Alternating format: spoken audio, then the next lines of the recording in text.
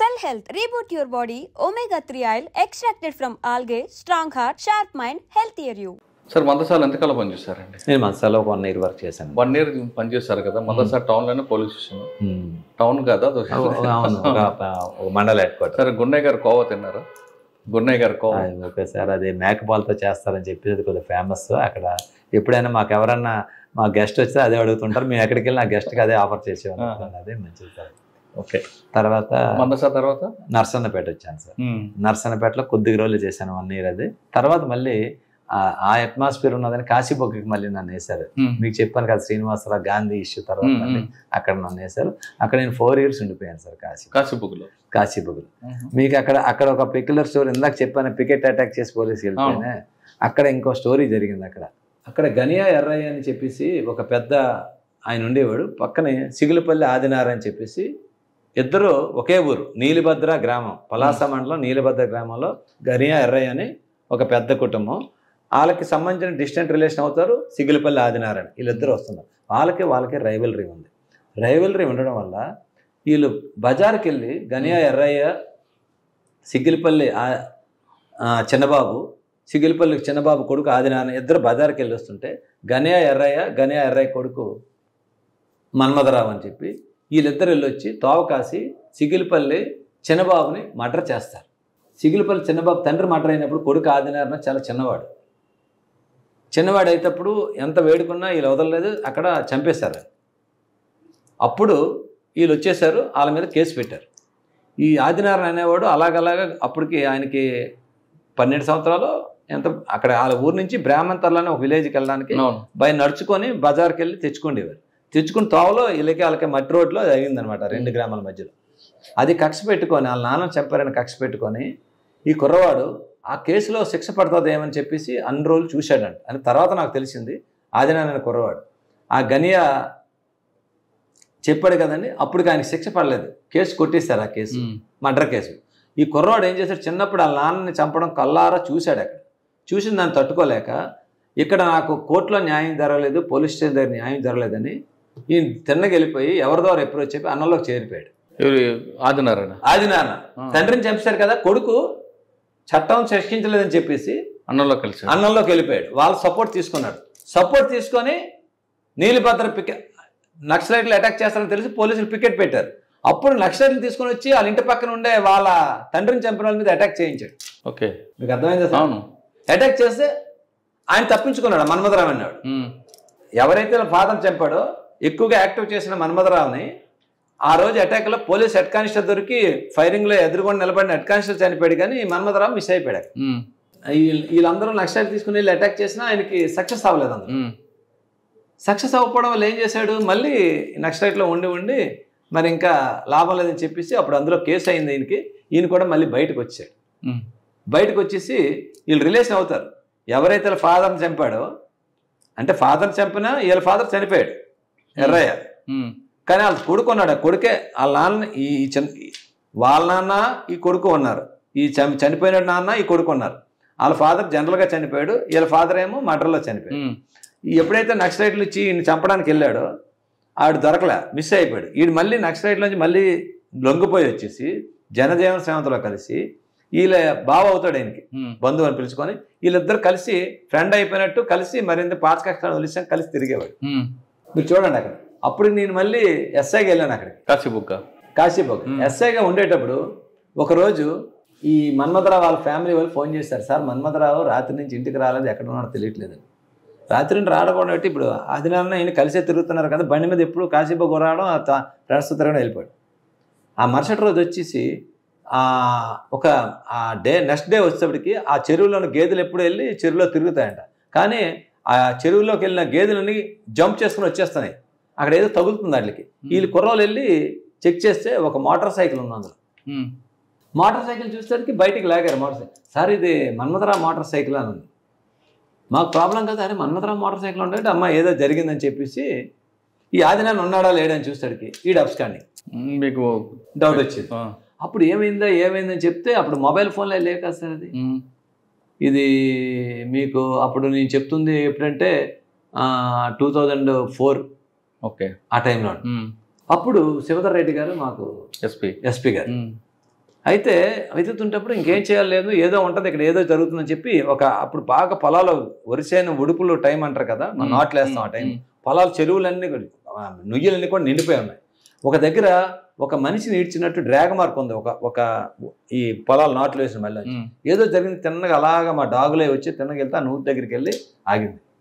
ఆ నూతి దగ్గరికి వెళ్ళి ఆగితే మొత్తం నీరంతా తోడిపించేస్తారు. వచ్చేస్తాను 2 ఇంజన్లు పెట్టించా, మొత్తం మీద తోడిపిస్తే అక్కడ తీసుకెళ్ళి వెళ్తే అక్కడ తల లేదు, కాళ్ళు లేవు, చేతులు లేవు, ఓన్లీ మొండేమో గోనికి చుట్టి గోన్లో రాయి పెట్టి ఉన్నది. మొత్తం మీద బయట ఇలా చూస్తాడికి తల లేదు, కాళ్ళు లేవు, చేతులు ఒక మొండెం ఒకటే. ఆశ్చర్యపోయాం, అర్థమైంది. ఎందుకంటే బాడీ మీద ఆయన పుట్టి మచ్చలు తీసి ఆ ఊరు పక్కనే మళ్ళీ నీలిబద్దలు ఆ మన్మథరావే. ఎవరైతే నక్సలైట్లు దీన్ని తప్పించుకున్నాడో ఆ మన్మథరావు తాలూకు ఇది. అదొక పెక్యులర్ స్టోరీ. ఎప్పుడు నేను అది చూడలేదు. మా డిపార్ట్మెంట్ చాలామంది దాని మీద ఎలాగ ఇంక్వెస్ట్ చేయాలి, మొండానికి ఎలాగ ఇంక్వెస్ట్ చేయాలని లీగల్గా కన్సల్ట్ చేసాం. అది అయిపోయి మొండాన్ని పోస్ట్ మార్టం పంపించాం. తర్వాత ఇంకో నుయ్యలు అలా చేసాం. ఒక నూతిలో చెయ్యలు దొరికాయి, ఇంకో నుయ్యిలో చూస్తే కాళ్ళు దొరికాయి, ఒక నుయ్యిలో హెడ్ దొరికింది. అది మాకు 5-6 రోజులు పట్టింది. ఇవన్నీ ఒక్కొక్క రోజు, అంటే ఒక డెడ్ బాడీ దొరికితే ఒక రోజు ఇంక్వెస్ట్ చేసి పోస్ట్ మార్టం చేపిస్తాం. అలాగా ఒక్కొక్క పార్టీకి ఒక్కొక్కటి చేసుకెళ్ళాం ఆ రోజు ఆ కేసులో. ఎందుకండి రకరకాల అంటే ఒక కక్షగా చంపారనమాట. అంటే వాళ్ళు చిన్నప్పుడు చూసి చెప్పానే, వాళ్ళ ఫాదర్ని తోవలో వస్తుంటప్పుడు ఈడు వేడుకున్నా ఏడ్చినా వదలకుండా ఈయన చంపించాడని కోపం ఈ ఆదినాన్న అతనికి. మళ్ళీ ఈయన వదలకూడదని చెప్పి ప్రాణం తెగించి నక్సలైట్లు కలిసి అటాక్ చేయించాడు చంపుదాన్ని. అప్పుడు కూడా ఫెయిల్ అయింది. ఇంకా ఆడ కక్ష ఇంకా తీరకుండా బయటకు వచ్చేసి వీడికి సరెండర్ అయిపోయినట్టు, మనం కలిసిపోయిన బంధువులు కదా ఇంక మీకు మాకు లేవని 1 సంవత్సరం పాటు వీడితోటి కలిసి స్నేహంగా తిరిగి ఒకరోజు రాత్రి ప్లాన్ చేసి వాడిని ఈ విధంగా బ్రోటల్గా కిల్ చేశారు. దొరికాడు తర్వాత అక్కడికి వెళ్ళి పట్టుకున్న తర్వాత మాకు అప్పుడు హనుమంత్ అప్పయ్యదర్ గారని ఒక ఎమ్మెల్యే గారు, డాక్టర్ గారు కూడా కదా, ఆయన లాయర్ సార్, ఆయన ఫేమస్ క్రిమినల్ అడ్వకేట్. అప్పుడు వీడి గురించి ఎదుగుతున్నాం, ఎక్కడ దొరకలేదు. ఒక అతను నాకు సలహా ఇచ్చాడు, ఎస్ఐ గారు మీరు ఇలా తిరగడం కాదండి, ఆడు చాలా వెళ్ళిపోయాడు, మీకు ఎందుకన్నా మంచిది దొరగారికి మీరు వెళ్ళి అడగండి, ఎందుకంటే ఆ ప్రాంతం అందరూ ఏదొచ్చినా ఆయన్ని అడ్వకేట్ కమ్మ పొలిటికల్ నాయకుడు, ఆయన ఎమ్మెల్యే కమ్మ క్రిమినల్ అడ్వకేట్, మీకు ఆయన ఏదన్నా ఉంటే చెప్తాడండి అన్నాడు. నేను వెళ్తేప్పటికి ఆయన నన్ను చూసి బాబు రా కూర్చొని వేసాను, నవ్వాడు ఆయన. సార్ ఏం లేదు ఎలాగంటే ఏం లేదు బాబు, ఆడు మీకు తెలియదు, అందుకు తొగవంతా మీకు తెలుసు కదా, ఎందుకు అనవసరంగా ఫస్ట్ నుంచి ఆ గొడవలు పడ్డారు, అనవసరంగా 2 కుటుంబాలు పాడైపోయి అని మాట్లాడు. సార్ అదేం లేదు అంటే మీకేమన్నా, నాకు లేదు బాబు ఎలాగ వస్తాడు, లేదు సార్ కొంచెం చూడండి దొరకట్లేదు. ఆయన లాస్ట్కి అంటే నేనంటే నిజంగా ఆయన మా సీనియర్ ఆఫీసర్ అప్పుడు సిఐ గారిని డిఎస్పీ గారిని ఆయన నమ్మేవాడు కాదు, కానీ నేనంటే ఆయన బాగా విలువ చేసేవాడు, నాకు పిలిచేవాడు. సార్ ఏం లేదు, నువ్వు ఒక మాట చెప్పు, నువ్వు ఆయన కొట్టనునంటే నాకు ఇప్పుడు లేడు, ఒక ల్యాండ్లైన్కి అయితే మనం మాట్లాడాడు, నాకు టచ్లోకి వస్తాడు, నేను చెప్తాను, కొట్టనని మీరు మాట ఇవ్వగలరా ఎస్ఐ గారు అని అడిగారు. సార్ నేను చెప్తాను సార్ అంటే నాకు మళ్ళీ భయం వేసింది, ఎందుకంటే ఈయన మళ్ళీ ఎస్పీ గారు మాట్లాడు సార్ వచ్చి ఎందుకు ఆయన కొట్టడం ఎందుకు, మనం ఇన్వెస్టిగేషన్ యాజ్ పర్ లా మనం చేసి పంపిస్తాం, ఓకే నువ్వు తీవండి. అప్పుడు ఆడు ఇంతకుముందు నక్సలైట్లో కలిసి వచ్చాడు, అది కూడా ఒక ట్రాజడీ. మీరు ఒక్కరే వెళ్ళాలి, మీరు ఒక్కరే వెళ్ళి పలానా జంక్షన్ దగ్గరికి వెళ్ళాలి, ఆడొచ్చి మీకు కలుస్తాడు ఆదినారాయణ, మీరు ఒక్కరు తీసుకురాలి. ఇటు ఆడే నక్సలైట్లు కలిపి వస్తాడు ఏదో వస్తాడని చెప్పి నేను వెనకాతలో 4 పెట్టుకుని ఒక పొలాల దగ్గరికి వెళ్ళి, ఎక్కడ శ్రీకాకుళం దగ్గర మనకి ఆర్చ్ ఉంటుంది, కొత్త బ్రిడ్జ్ ఆర్చ్ దగ్గర, ఆర్చ్ దగ్గర అవతల రోడ్డు అవతల హైవే పక్కనే మీరు కారు ఏ నెంబర్లో ఆగుంటారో ముందు చెప్పమన్నారు. ఈయనకి ఎమ్మెల్యే గారు చెప్తే ఈయన చెప్పారు, ఈ కారులో వస్తారు, ఆయన ఒక్కరే ఉంటారు, నువ్వు రాని. మీరు నెంబర్ సార్ రాత్రి 7:30 అవుతుంది, ఆ లైటింగ్లో తిన్న కారు నడిచి వచ్చి నా కాలు పట్టించుకున్నాడు. అటు చెప్పాడు, ఎందుకు ఆదరణ ఎలా చేసామంటే సార్ నేను చిన్నప్పుడు కాలు పట్టుకుంటాను, వాళ్ళ నాన్న ఆగాడు కానీ ఈడే మా నాన్న గొడ్డలతో నరికాడు సార్ మన్మథరావు. అప్పటి నుంచి నేను చేయకుండా మా అమ్మకాయ చూస్తుంటే నాకు ఏడుపు వచ్చేది సార్. వాళ్ళ మదర్ కూడా అండి, వాళ్ళు ఒక నిజంగా సినిమాలో చూస్తాం కదా, జడ కూడా వేయలేదు ఆవిడ. తర్వాత ఈడు మర్డర్ అయిన తర్వాత ఈడు తిరుపతికి వెళ్ళిపోయాడు, ఈడు ఎమ్మెల్యే గారితో మాట్లాడించుకొని తిరుపతి వెళ్ళిపోయాడు.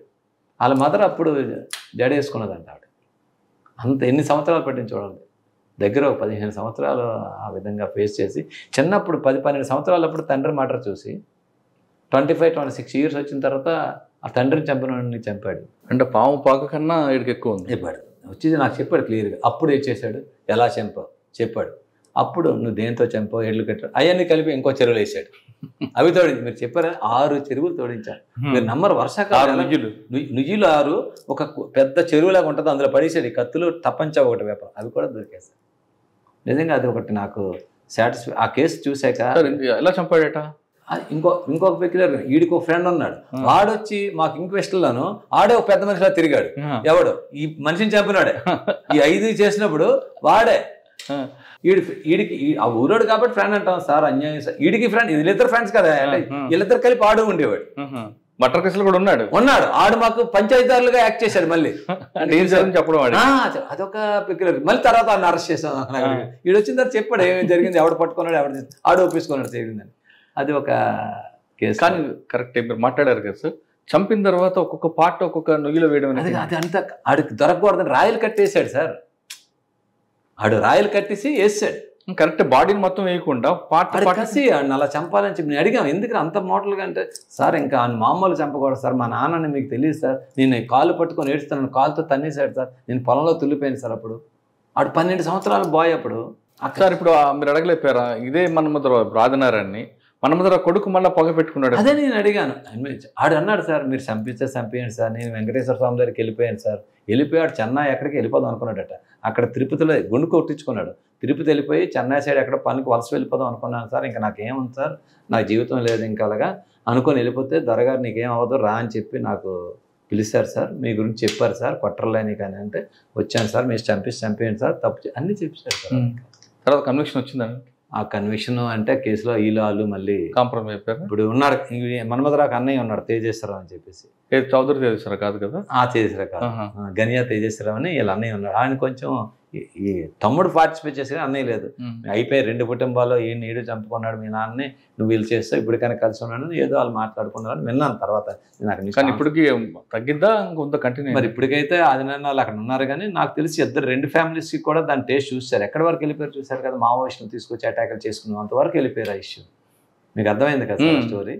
అది ఆ స్టోరీ ఒకటి నాకు కాశీబొగ్గలో ఒక ఎక్స్పీరియన్స్ సార్ చేశారు. కాశీబొగ్గ దగ్గర ఇంకొక ఊరు ఉంటుంది మావోయిస్టుల ప్రభావిత ప్రాంతం, అక్కడ ఎక్కువగా స్తూపాలు కూడా కనిపిస్తుంది. బడ్డపాడు ఆ ఊరి మీద మీ ప్రభావం చూపించారు. బడ్డపాడు అక్కడ ఉన్నారు సార్. ఇప్పుడు నాకు తెలిసి అక్కడ త్రిలోచనరావు అని చెప్పేసి, ఆడ బొడ్డు సుధాకర్ అని చెప్పేసి, ఆ పెద్ద మనుషులు ఆకు వెంకట్రావు, వీళ్ళందరూ నాకు తెలుసు సార్. నాతో నేను డైరెక్ట్గా వాళ్ళతో వెళ్ళేవాడిని. వాళ్ళకి ఏంటంటే పూర్వం ఆ సిద్ధాంతాలు నమ్మేవారని చెప్పున్నారు, కానీ ఇప్పుడు అంతా ఎడ్యుకేట్ అయిపోయారు సార్. ఇప్పుడు అటువైపు ఎవరు వాళ్ళు ఇప్పుడు ఉన్న యూత్ అది వెళ్ళట్లేదు, అంతా డెవలప్ అయింది సార్ ఆ ఏరియా అంతా కూడా.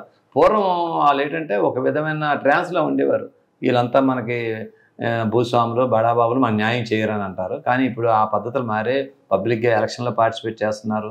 ఆడ మాకనాపల్లి అని, బొడ్డపాడు అని, మామిడిపల్లి అని చెప్పేసి ఇవన్నీ విలేజ్లన్నీ కూడా మీకు పలాసలో 5 పంచాయతీలు ఉంటాయి. రంగోయి, మాకనాపల్లి, ఈ వీళ్ళ బొడ్డపాడు, ఈ పంచాయతీలన్నీ కూడా డెవలప్ అయ్యాయి సార్. అందరూ కూడా చదువుకుంటున్నారు, చాలా మంది ఇప్పుడు ఉద్యోగాలు కూడా చేసుకుంటున్నారు. కాకపోతే ఏంటంటే వలస వెళ్ళిపోతుంటారు, ఎందుకంటే వాళ్ళు జీడి పంట కొబ్బరి పంట తప్పితే ఇంకా ఆధారం లేదు. అందువల్ల ఎక్కువ మంది వలస వెళ్ళిపోయి బతుకుతుంటారు ఆ ప్రాంతంలో, ఎక్కువ వద్దాన ప్రాంతం. అది సార్ తర్వాత ఎక్కడికి వచ్చారండి? నేను కాశీబొగ్గ అయిపోయిన తర్వాత శ్రీకాకుళం 2 టౌన్కి వచ్చాను. శ్రీకాకుళం 2 టౌన్లో కొన్ని రోజులు చేశాను. అది టౌన్ అట్మాస్ఫియర్ అంతా మీకు తెలుసు. అయిన తర్వాత విశాఖపట్నం 2 టౌన్ కొన్ని రోజులు వచ్చాను. సో శ్రీకాకుళం టౌన్లో మీకు మెమరబుల్ చెప్పండి.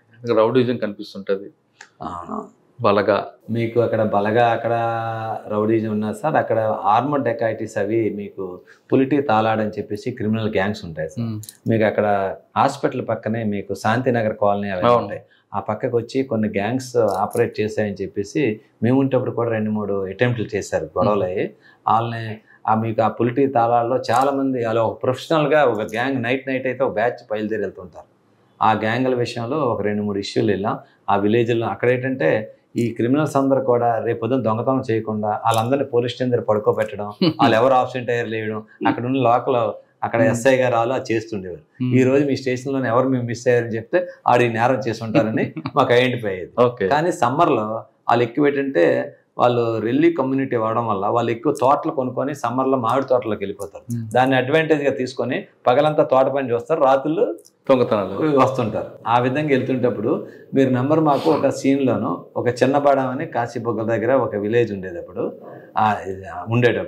ఆ విలేజ్ దగ్గర నేరం అయినప్పుడు ఒక మన గావంచ దాన్ని ఏమంటారు సార్, ఎర్రది ఉంటుంది కదా, అది ఒకటి దొరికింది. నేనేం చేశాను, అక్కడికి వెళ్ళి ఆ విలేజ్ దగ్గరికి వెళ్ళి పులిటి విలేజ్లోకి, బాబు ఇది ఎవరిదుందో చూడండి, నా నెంబర్ కూడా నా స్కూల్ డోర్ మీద రాసి వచ్చాను, మీరు నెంబర్ సార్ 2 days తర్వాత సార్ మీ దగ్గర నేరం చేసిన పలానా వాళ్ళు సార్, మీరు వాళ్ళు పట్టుకుంటే మీకు వచ్చేది అన్నారు.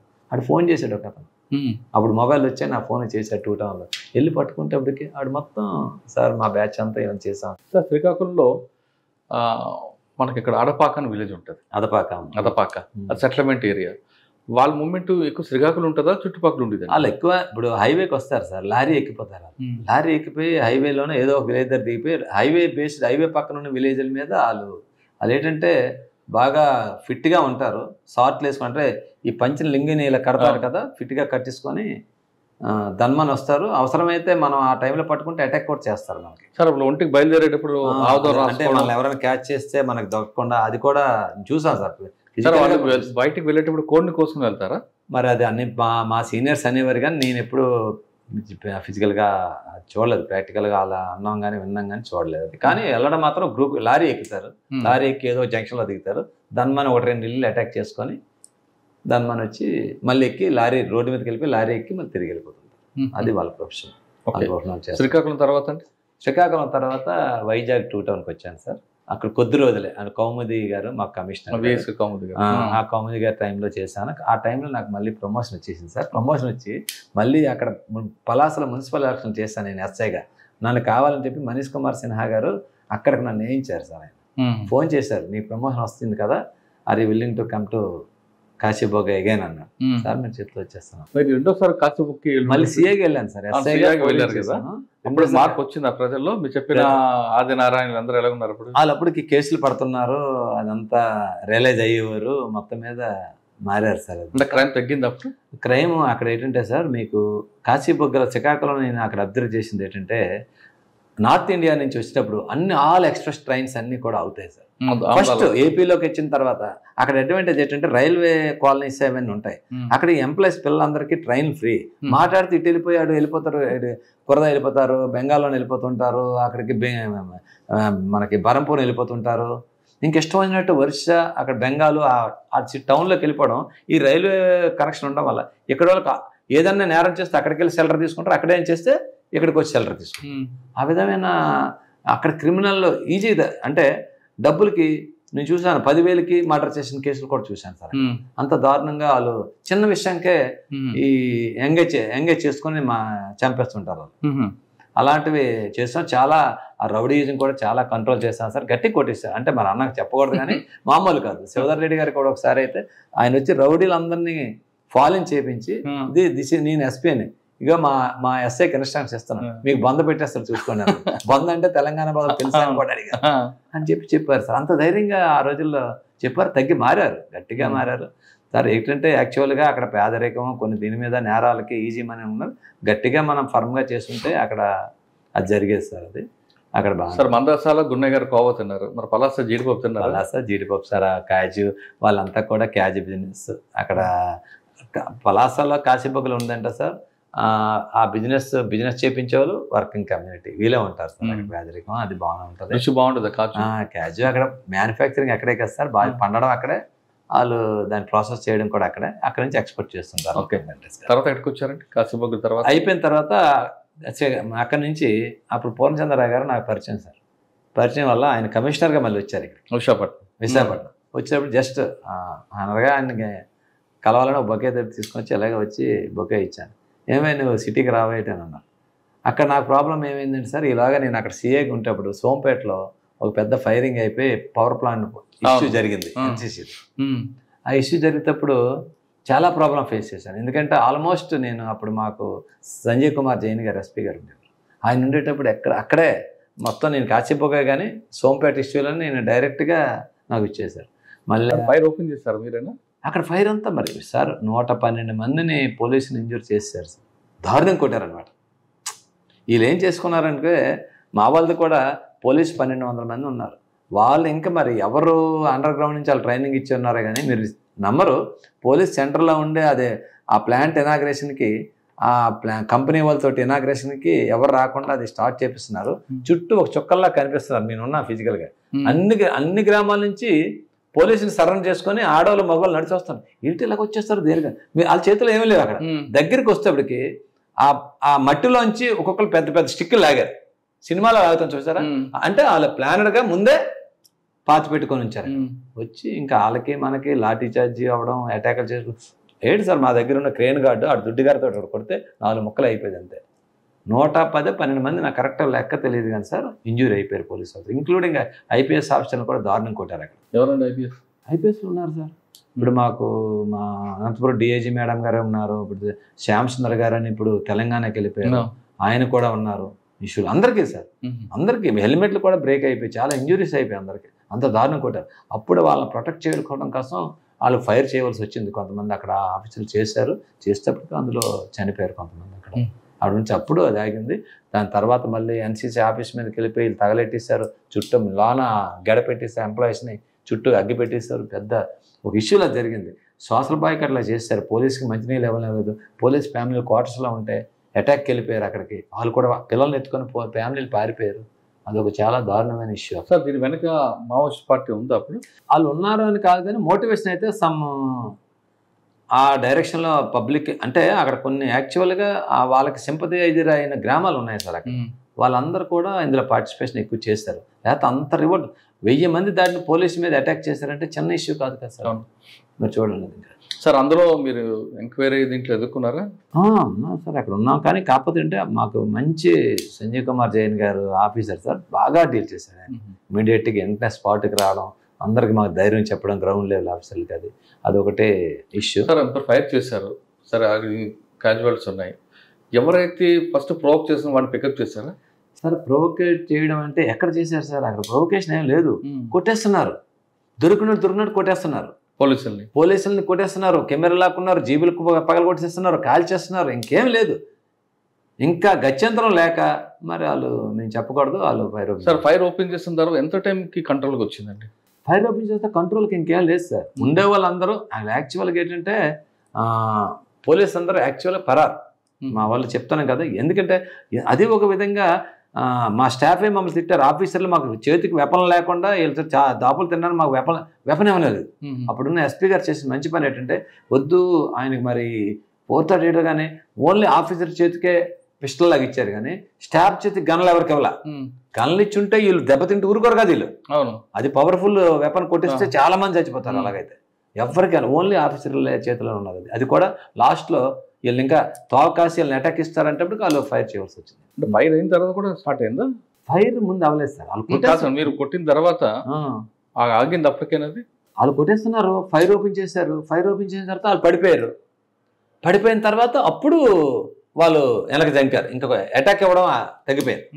సార్ సాధారణంగా ఫైర్ ఇచ్చే ముందు కొన్ని నామ్స్ ఉంటాయి, మనం కాషన్ ఇవ్వడం, అనౌన్స్మెంట్ చేయడం, అయిన తర్వాత మోకాల సార్ అది మనం ట్రైనింగ్లో చెప్పడానికి ఉంటుంది కానీ ఫీల్డ్లో అక్కడ అది మనం చెప్పడానికి మనం అనకూడదు సార్. అది కొంచెం వాళ్ళు అక్కడ ప్రాక్టికల్ కూడా వినరు సార్ అక్కడ. అంతే, అక్కడ కొంతమంది ఆఫీసులు చెప్తారు కదండి సార్. అది ఒక ఏదో స్ట్రీట్లోను మామూలుగా వాళ్ళకి మనకు ఆపోజిట్లు ఉండి ఒక ఆర్గనైజ్డ్ ఇష్యూ అయితే చేయొచ్చు. అదేంటంటే మాస్ ఒక గ్రామం కాదు, చుట్టుపక్కల 10-15 గ్రామాలు వచ్చి చుట్టుముట్టేశారు.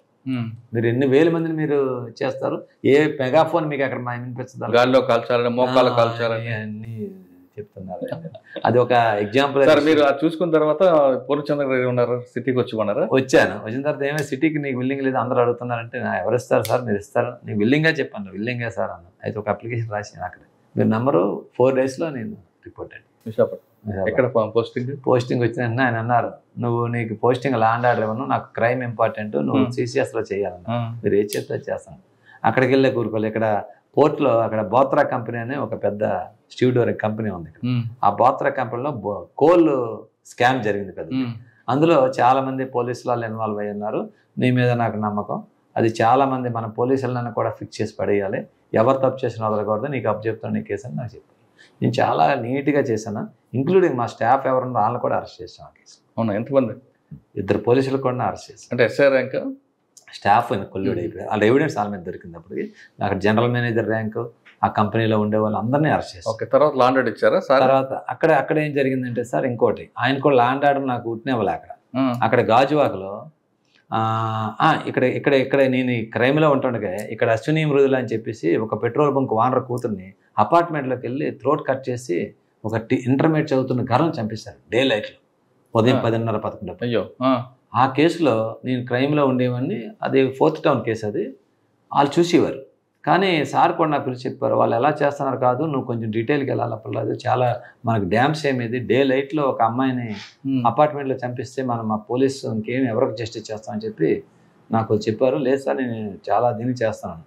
నేను అలాగే వాళ్ళు ప్యారలాల్ చేస్తున్నారు, నా టీంని పెట్టుకొని నేను ఓన్గా అన్నీ స్టడీ చేసుకుంటున్నాను. అందులో నేను అలాగా ఊరుకోకుండా ఈ అమ్మాయి తాలూకా క్లాస్మేట్స్ ఫ్రెండ్స్ ఎవరు ఉంటారని కాలేజీ దగ్గరికి వెళ్ళి క్లోజ్గా ఎవరితో ఉంటుందంటే, ఒక అమ్మాయి రూమ్మేట్ ఉంది, హాస్టల్లో ఉండేది. పాప సెలవులకు వచ్చినప్పుడు మర్డర్ అయింది ఇంట్లో. అప్పలనాయుడు గారి కూతురు అనమాట ఆమె, అశ్విని మృదుల అని చెప్పేసి. అయితే ఆ పాప ఫ్రెండ్ నేను అడిగాను. ఆ ఫ్రెండ్ వాళ్ళ మదరు యూనివర్సిటీ ప్రొఫెసర్. వాళ్ళ ఇంటికి వెళ్ళాను.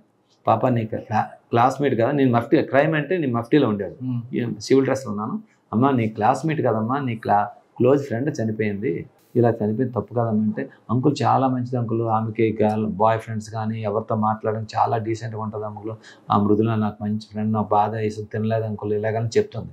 వాళ్ళ మదర్ కూడా చెప్పారు. అమ్మ వాళ్ళ మదర్ ఆంధ్ర యూనివర్సిటీ ప్రొఫెసర్. అమ్మ అంకుల్ తెలిస్తే నిజంగా ఫ్యాక్ట్ ఏది ఉంటే చిన్న చెప్పమ్మ డౌట్.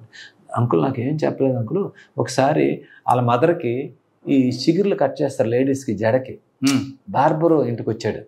ఇంటికి వచ్చినప్పుడు ఈ అమ్మాయికి కూడా ఈ చిగుర్లు కట్ చేసిందంట, పాప కూడా కట్ చేసి అని చెప్పి, ఆయన పేరు దుర్గారావు, పాప కూడా కట్ చేసి అని చెప్పి, మా మమ్మీ లోనికి వెళ్ళినప్పుడు నన్ను ఇలా కట్ చేశాడు, ఇక్కడ ప్రెస్ చేశాడు అంకులు, ప్రెస్ చేశాడని చెప్పి నాకు చెప్పింది అంకులు అన్నాడు. అమ్మాయి చెప్పింది. అచ్చా, మంగళ బాబర్ వచ్చి అమ్మాయిని టచ్ చేశాడు. అమ్మాయిని మదరే చిగురు కట్ చేయమని, జడ చిగురులు. అప్పుడు ఆడు ఏం చేశాడు, ఇక్కడ ప్రెస్ చేశాడంట షోల్డర్ మీద అమ్మాయిని. ఆ విషయం హాస్టల్కి వెళ్ళి ఆడు చూడు మా ఇంటికి వస్తాడు, మమ్మీ ఇలా కట్ చేయమంటే ఆడు నాకు ఇలా ప్రెస్ చేశాడు ఇక్కడ, ఇడియట్ ఫీల్ అని అన్నదంట. మమ్మీకి చెప్పలేదు, మళ్ళీ తిడుతుంది, గొడవ అవుతుంది అని ఒక్కటే చెప్పింది. అయితే నాకు ఎందుకో అసలు ఆడెవడు ఇదని చెప్పేసి వస్తే, వాడు వీళ్ళ ఇంటి పక్కనే ఒక షాప్ పెట్టుకొని ఉంటాడు. వీళ్ళ ఇంటికి వెళ్ళి వాళ్ళకి డై వేయడానికి దేనికన్నా వెళ్తుంటాడు ఇంటికి. ఆడిని ఆల్రెడీ మన 4th టౌన్లో పిలిపించారు, ఆడు అన్నీ రాసుకున్నారు, స్టేట్మెంట్ వదిలేశారు. నాకు ఆ పిల్ల చెప్పింది అలాగా నాకు రోజు, కానీ ఆడిని ఏదైనా ఎవిడెన్స్ లేకుండా పట్టుకుని చెప్పడు కదా. ఆడు ఒక మిస్టరీ చేశాడు సార్. అది ఏం చేశాడంటే 2 days పోయిన తర్వాత ఆర్కే బీచ్లోకి వెళ్ళిపోయి, వాడు ఒకరోజు సాయంత్రం 7 గంటలప్పుడు బట్టలు అన్నీ ఇచ్చేసి, నాకు అప్పులు అయిపోయి నేను చచ్చిపోతున్నాను, నేను ఇంక రాను అని అక్కడ ముచ్చిరి బండోడికి అవన్నీ పెట్టేసి, బాబు ఎవరన్నా మా ఊళ్ళో చెప్పి నాకు బతుకు మీద ఆదలేదని నీటిలో దిగి చీకట్లో అలా నడుచుకుని వెళ్ళిపోయాడంట.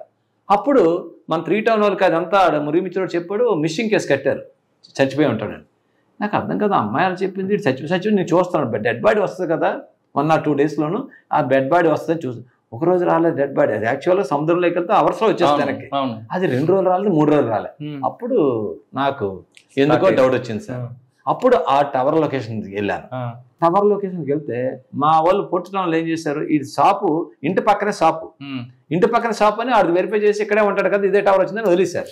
కానీ నేను డీప్గా ఆ షాపులో ఉండేవాళ్ళు కొంతమందితో మాట్లాడినప్పుడు, సార్ వాళ్ళ నాన్నకి ఎడికి ఫైనాన్స్ ట్రాన్సాక్షన్ వచ్చాయి, ఆ 2 months ముందు మాధవదారు వెళ్ళిపోయాడు సార్, ఇక్కడ షాపు లేడు సార్ అన్నాడు. కానీ ఆ టవర్ లొకేషన్ అది రోజు వస్తుంటాడు ఇక్కడికి, సార్ వెళ్ళిన దగ్గర నుంచి రాడు సార్ అని అన్నాడు, షాపులో ఉన్నారు. కానీ ఆ రోజు ఇక్కడికి టవర్ లొకేషన్ వచ్చింది. అమ్మ ఇదేదో ఇది మిస్టరీ ఉంది అని చెప్పి నాకు క్లూ దొరికింది. ఆడి మీద పెట్టాను. ఆడు పెట్టేటప్పటికి ఆడు డెడ్ బాడీ లేదు, వాడు మనిషి లేడు. అప్పుడు పెట్టుకుంటే ఏం చేయాలి, ఎలా లాగాలి ఆడు ఫోన్ అన్ని ఇక్కడ వదిలేసి, ఫోన్ కూడా వదిలేసి వెళ్ళిపోయాడు. అయిపోతే ఆడు క్లోజ్ ఫ్రెండ్స్ ఎవరెవరితో ఉంటాడో, ఎవరితో క్లోజ్ మాట్లాడుతుంటాడో చెప్పేసి వాళ్ళందరినీ పట్టుకొని లాక్కొచ్చాను. లాక్కొచ్చి నేను ఎలా చేశానంటే, ఈ కేసులోని విషయం అడగలేదు. ఆడు ఎవడో కిడ్నాప్ చేశారు, ఆడు సముద్రంలోకి వెళ్ళిపోయాడంట, ఫ్రెండ్స్ మీద డౌట్ ఉంది, వాళ్ళ ఫాదర్ వాళ్ళ కంప్లైంట్, వాళ్ళ వైఫ్ వాళ్ళు కంప్లైంట్ ఇచ్చారు, నాకు మీరు రెండో నాకు కొడుకులు అని చెప్పి వాళ్ళని పూరుకొచ్చి మా లెవెల్లో మేము చూసి ఎంటర్గా స్టార్ట్ చేశాను. లేదని మిమ్మల్ని ఫిక్స్ చేసేస్తాను, మొత్తం మీ అందరూ మీరే చేస్తుంటారు, ఆడతోటి ఎవరెవరు ఉన్నారో అందరూ ఇన్వాల్వ్ అవుతారంటే అది వెళ్ళిపోయాడు సార్. మళ్ళీ రాత్రులు మేము కొంచెం కూడా ఉంటుంది కదా, రాత్రి పంపించాం. ఒకరోజు రాత్రి 10 గంటలకి, సార్ ఈ నెంబర్ నుంచి నాకు మాట్లాడాడు సార్, ఏమవుతుందో అన్నాడు సార్, ఇక్కడ ఏం జరుగుతుందో అడిగాడు, నేను వెళ్ళిపోయాను రా, నాకు ఇంకా మనిషి బాగోలేదురా అన్నాడు. సముద్రంలోకి వెళ్ళిపోవడం ఏంటి, ఇడి ఫోన్ మాట్లాడడం ఏంటి, ఎక్కడ ఉన్నాడని చెప్పాడు, ఎక్కడో మధ్యప్రదేశ్లో పలానా అయితే గ్వాలియర్ అని ఏదో అంటున్నాడు అన్న. అయితే ఏ నెంబర్ అని, ఆ నెంబర్ లొకేషన్కి వెళ్తే వారణాసి వస్తుంది. మీకు అర్థమైందా? అప్పుడు ఈయన పట్టుకున్నాం, ఈయన మా కస్టడీలో పెట్టుకొని నీకు అప్పుడప్పుడు చేస్తాను చెప్పరా ఒకరోజు చెప్పించాడు. ఆడితో ఆడు వాయిస్ గుర్తుపెట్టించేస్తే అప్పుడు మా క్లూజ్, మా బాస్ పూర్ణచంద్ర గారు ఊరుకోరు కదా, అక్కడ ఉన్నాం ఫ్లై అన్నారు అక్కడికి. మామూలు ట్రైన్ ఇది కాదు, ముందు వెళ్ళిపో అక్కడికని. చాలా బ్యూటిఫుల్ ఆపరేషన్ సార్, ఇక్కడ మా టెక్ టీం ఉంటుంది, లక్ష్మోజీ అని ఒక ఇన్స్పెక్టర్ ఉండేవాడు, ఎస్ఐ అప్పుడైనా, నేను ఇన్స్పెక్టర్. లక్ష్మోజీ ఇక్కడ పెట్టాడు, నేను ఇక్కడ టవర్లో ఆయన ఫోన్ ఉంది, అక్కడ చూడు అక్కడ ఉన్నాడు, నువ్వు పార్క్ ఉన్నారా, పార్క్ ఇటువైపు రా అన్నాడు.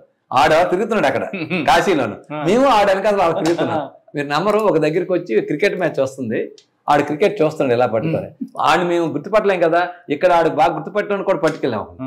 దాని మన సార్ ఈడే సార్ అన్న, నేను ఒకవైపు మా ఎస్ఐ ఒకవైపు ఇలా చేయలో ఆడిని మెడ పట్టుకున్నా, ఇలా చూశాడు, ఆడికి అర్థమైపోయింది, నేను దుర్గారా బాగున్నావు అన్న.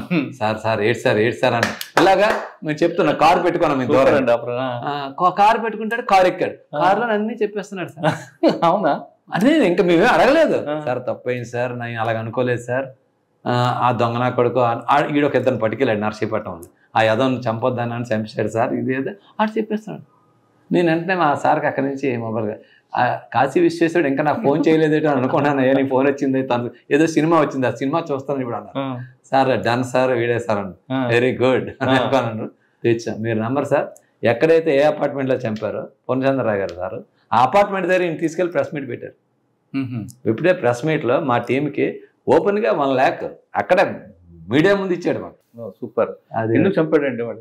సార్ ఆడు అప్పులు అయిపోయాడు యాక్చువల్గా, ఇంట్లో ఫాదర్కి ఆవిడకి అప్పులు ఉన్నాయి కదా, వీళ్ళు కొంచెం డబ్బులు ఉండేవాళ్ళే, పెట్రోల్ బంక్ వానరు, ఈమెమో advocate, Ashwini Mrudula mother advocate, ఆమె అడ్వకేట్ అవ్వడం వల్ల వాళ్ళ దగ్గర బంగారం అది ఉంటుందని చెప్పి వీడికి తెలుసు, వాళ్ళ ఇంటికి ఎప్పుడు ఆ పెట్రోల్ బంక్ అని కథలే ఇది బార్బర్ షాప్ అది ఉంటుంది. ఆమె హైదరాబాద్ వీడు అప్పు అడిగాడు ఆమె, అప్పుడైతే నేను ఇప్పుడు దుర్గారావు ఇప్పుడు లేదు, నేను హైదరాబాద్ పని ఉంది, కోర్టు పని, హైకోర్టుకు వచ్చిన తర్వాత నీకు చూస్తానులే అని చెప్పింది.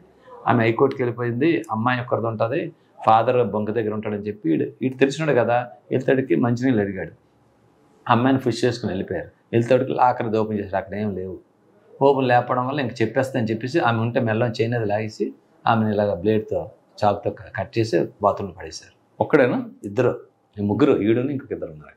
వీళ్ళు అమ్మాయి ఇప్పుడు అడ్డుకున్నందుకు అంటే చిన్న అమ్మాయి పట్టుకొని పెట్టేశారు. అక్కడ ఎందుకు పట్టుకున్నాడండి? ఇక్కడ టచ్ చేశాడు, ఆడు ఎంత ఆడపిల్ల కదా, ఇలాగే ప్రెస్ చేశాడు అంతే అదవాడు. అడిగారు మీరు?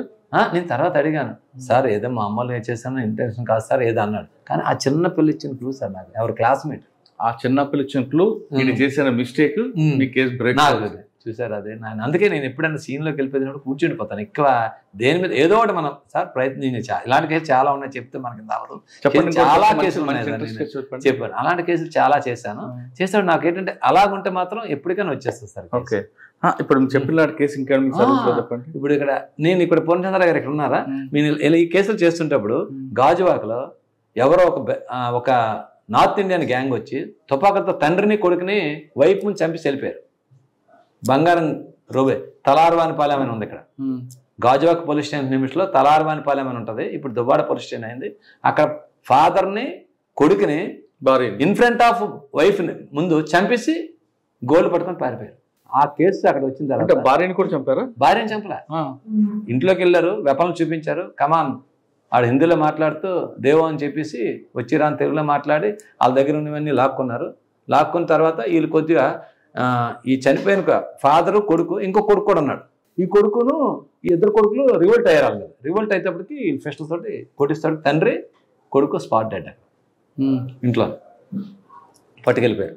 ఆ కేసు ఉండేటప్పుడు నువ్వు ఎక్కడ ఉండద్దు, నువ్వు గాజువాక్ జాయిన్ అవ్వచ్చు కానీ అప్పుడు గాజువాక్ నాకు పోస్టింగ్ ఇచ్చారు సిఐగా.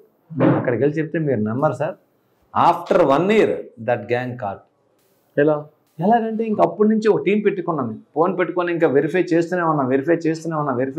హిందీ వాళ్ళు ఎలాగుంటారు, పోర్ట్రేట్ పార్లర్ పెట్టాం, వాళ్ళు ఎలాగుంటారు, డంప్ కార్స్ తీసాం, టవర్లోకి వెళ్ళి తీస్తాం, అలాగలా తీస్తుంటాడు. ఆడు కర్మకాలి మళ్ళీ పరవాడ ఏరియాలో ఒక రాబరీ చేశారు. ఒక జంట వెళ్ళిపోతుంటే steel plant employee wife Parawada police station లిమిట్లో ఆ నాలా పక్కనే ఆ జంక్షన్లో ఆపి తుపాకీ చూపించి లాక్కున్నాం. ఇక్కడ చెప్పిన సిమిలారిటీస్ వాళ్ళు చెప్పిన సిమిలారిటీస్ కలిసేసి అమ్మ ఇది ఈ యాంగ్ దానికి కనెక్షన్ వస్తుందని చెప్పి ఆ యాంగిల్లో లాగిన తర్వాత ఒకప్పుడు మాకు ఆ బైక్ అయ్యింది, అదొకటి మాకు అక్కడ ఒకటి అయింది. ఈ తగరపల్లిలో ఏం చేశారు, ఒక టీచరు ఎన్ఆర్ఐ కాలేజ్ టీచరు అక్కడికి వెళ్తుంటప్పుడు ఆవిడ దగ్గర బైక్ లాగేసుకున్నారు, తుపాకీ చూపించి బైక్ లాగేసుకున్నారు. ఆ బైక్ లాగేసుకుంటప్పటికి అక్కడైన బైక్ అక్కడ రాబరీ చేశారే పర్వాలా, ఆ బైక్ ఇక్కడ పోయిన బైక్ మ్యాచ్ అయ్యింది. ఇప్పుడు ఈ బైకులు ఎక్కడున్నాయని చెప్పేసి అలా వెతుకుతుంటే మన రైల్వే స్టేషన్ పార్కింగ్లో ఈ బైక్ ఉంది, 2 వీలర్ స్కూటీ.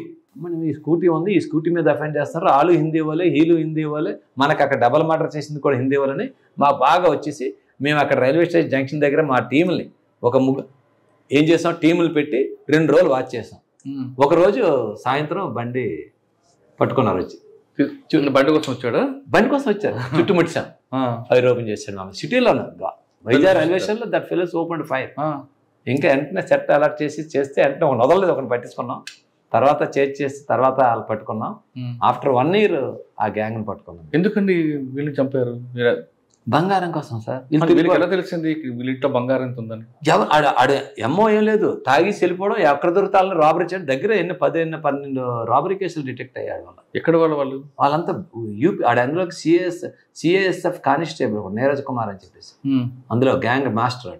అక్కడి నుంచి కుర్రాన్ని తీసుకురావడం, ఇక్కడ ఎఫ్ఐఎల్ చేయించడం. యూపీ నుంచి యూపీ వాడు ఇక్కడ మన పోర్ట్లో సిఎస్ఎఫ్లో పనిచేసేవాడు సార్. చేసుకుంటూ ఒక ఇంట్లో ఉండేవాడు, పోర్ట్ క్వార్టర్స్లో ఉంటూ అక్కడి నుంచి ఫ్రెండ్స్ని తీసుకురావడం, ఇలాంటి పనులు చేస్తుండేవాడు. అది ఒక గ్యాంగ్. అదే మంచి. ఆఫ్టర్ 1 year దొరికింది. గాజువాక తరగతికి వచ్చారు? నేను గాజువాక తర్వాత ఎంఈపీ పొల్యూషన్ స్టేషన్కి వచ్చాను సార్. అక్కడ కొన్ని రోజులు చేశాను. తర్వాత 3 టౌన్ సార్. ఎంఈపీలో కొద్ది రోజులు చేశాను సార్. 3 టౌన్ ఇచ్చారు సార్. అప్పటికి శివధర్ రెడ్డి గారు కమిషనర్, పొంచంద్ర గారు వెళ్ళిపోయారు, శివధర్ రెడ్డి గారు వచ్చారు. 3 టౌన్లో నేను ఉండేటప్పుడే హుదూద్ వచ్చింది సార్. బాగా అటాక్ ఎక్కడ ఇచ్చిందంటే, నేను డైరెక్ట్గా హుదూద్లో రోడ్డు మీద ఉండి ఫస్ట్ ఒక స్ట్రోక్ వచ్చింది మనకి. తర్వాత సాయంత్రం మళ్ళీ వచ్చింది. ఆ మధ్యలో బాగా బీచ్లో వెళ్ళిపోండి, మాట వినండి, మళ్ళీ వస్తుంది. కలెక్టర్ గారు చెప్పారు, సిపి గారు చెప్పారు, మళ్ళీ వస్తుంది, ఫోన్లో పని చేయట్లేదు. నా బండి పట్టుకొని తిరిగి మొత్తం అందరినీ చేశాను. అదొకటి డైరెక్ట్గా ఫేస్ చేశాను. ఆ రాత్రి అయిన తర్వాత ఉదయం సీఎం గారు వస్తున్నారు, మీరు అందరు చేయండి, ఒకరికొకరు ఫోన్లు లేవు, మా స్టాఫ్ని పిలిపించడం. అదొక మంచి ఎక్స్పీరియన్స్ నాకు. తర్వాత ఎంబీపీ తర్వాత 3 టౌన్ చేశాను. 3 టౌన్ తర్వాత మళ్ళీ పిఎం పాలెం వెళ్ళాను. ఇక్కడికి ఈ పిఎం పాలెంలో అప్పుడు అతుల్ సింగ్ గారు కమిషనర్ గారు ఉండే, ఆయన వేశారు.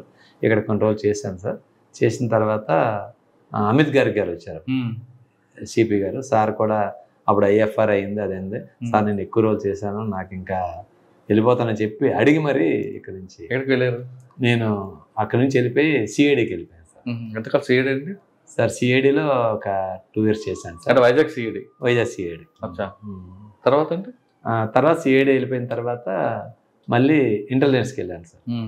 ఇంటెలిజెన్స్కి వెళ్ళిన తర్వాత ప్రమోషన్ వచ్చింది. ముందు ఇంటెలిజెన్స్కి వెళ్ళాను, తర్వాత సిఐడికి వచ్చి సిఐడిలో ప్రమోషన్ వచ్చి మళ్ళీ డిఎస్పీగా కూడా ఇంటెలిజెన్స్లో చేశారు. ఇక్కడ చేసి ఇంటెలిజెన్స్లో ఉంటుండగా మళ్ళీ ఇక్కడికి law and order transfer. PM Palem అంటే ముందు అనకాపల్లి చేశాను ఒక 6 months. మొన్న ఎలక్షన్ అయిన తర్వాత ఇక్కడికి వచ్చి. సార్ సిఐడిలో ఏమైనా మంచి కేసులు ఉన్నాయండి? సిఐడిలో కేసులు ఉన్నాయి కానీ ఇంకా అది ఫైనలైజ్ చేయలేదు సార్. అంతా అందులో వింగ్స్ ఉంటాయి మాకు. ఫైనాన్షియల్ ఫ్రాడ్ వింగ్ ఉంది. అది కొంచెం ఏంటంటే యూఓడబ్ల్యూ ఎకనామిక్ అఫెన్స్. అది లెంతీ ఇన్వెస్టిగేషన్, ప్రాపర్టీ సీజ్ చేయడం, చాలా కేసులు నాకు చేశాను, ఎక్కువ కేసులు చేశాను. కానీ ఇండివిజువల్గా ఫైనలైజ్ చేసి నేనంటూ చేసిందేం లేదు. ఆ ప్రాసెస్ అయితే ముందు తీసుకెళ్ళారు. అనకాపల్లిలో గుర్తుందా ఏమన్నా? అనకాపల్లిలోనంతా ఎలక్షన్ ప్రాసెస్ సార్. అనకాపల్లిలో చాలా గట్టిగా చేశాను ఎలక్షన్ విఐపి మూమెంట్లో, ఇదే అదే అన్ని.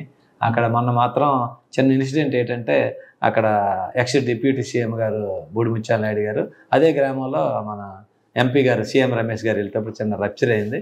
అక్కడ దగ్గరుండి అది ఇష్యూ అవ్వకుండా మేము వాళ్ళని చాలా ఈ గ్రూపు ఆ group law and order problem రావాల్సిన ఇష్యూని గట్టిగానే ఆ రోజు మేము తక్కువ మంది ఉన్నా మేము మేనేజ్ చేసి ఇష్యూ అవ్వకుండా. అనకాపల్లి తర్వాత ఇక్కడికి వచ్చారు. అనకాపల్లి తర్వాత ఇక్కడ ఏముందండి, పాత పిఎం పాలెం ఉందా, మారిందా సార్? ఇప్పుడు పాత పిఎం పాలెం ఇదేని కాదు కానీ ఇప్పుడు ప్రెజెంట్ అయితే మాత్రం ప్రభుత్వం కానీ మన ఆఫీసర్లు కానీ చాలా స్ట్రిక్ట్గా ఇన్స్ట్రక్షన్స్ ఉన్నాయి సార్. అలాగుంటే మాకు హ్యాపీ సార్. ఎవరికి భయపడవలసిన పని లేదు, ఎవరికి చేయక్కర్లేదు. మీరు ముందు అడిగారే ప్రజలు ఏం చేయాలి ఒక్కటే సార్. పోలీస్ పరంగా నేను ఏమనుకుంటున్నానంటే, నాకు తెలిసిన నాలెడ్జ్ వరకు మా పోలీసు మా దగ్గరికి స్టేషన్ దగ్గరికి మాకు న్యాయం కావాలని వచ్చిన వాడికి ధర్మంగా మనస్ఫూర్తిగా మనం చేస్తే ఏ టెంపుల్కి వెళ్ళక్కర్లేదు సార్. మనకి మన ఫ్యామిలీకి మంచి జరుగుతుంది. నేను ఎప్పుడు మా సిబ్బందికి నా కింద ఉండే వాళ్ళకి అదే చెప్తాను, నేను అదే ఫాలో అవుతాను. మన దగ్గరికి వచ్చే వాళ్ళకి మనకు తెలిసిపోతుంది సార్. ఇప్పుడు 2 వస్తారు, ఈ భూమి నాదే అని ఒకటి అంటాడు, ఈ భూమి నాదే అంటారు. ఇద్దరిది కాదు కదా సార్. అందులో ఒక ఫ్రాడ్ ఉంటుంది, ఒకటి జెన్యూన్ ఉంటుంది. ఫ్రాడ్ ఏదో జెన్యూన్ ఏదో మనం ఎస్టాబ్లిష్ చేయాలి సార్. కానీ ఎక్కువగా ఇక్కడ సివిల్ డిస్ప్యూట్స్ ఎక్కువ ఉంటాయి కదండి. సివిల్ డిస్ప్యూట్స్ ఉంటాయి సార్, అవన్నీ కామన్ జరుగుతుంటాయి. ఇక్కడ ఎలాగంటే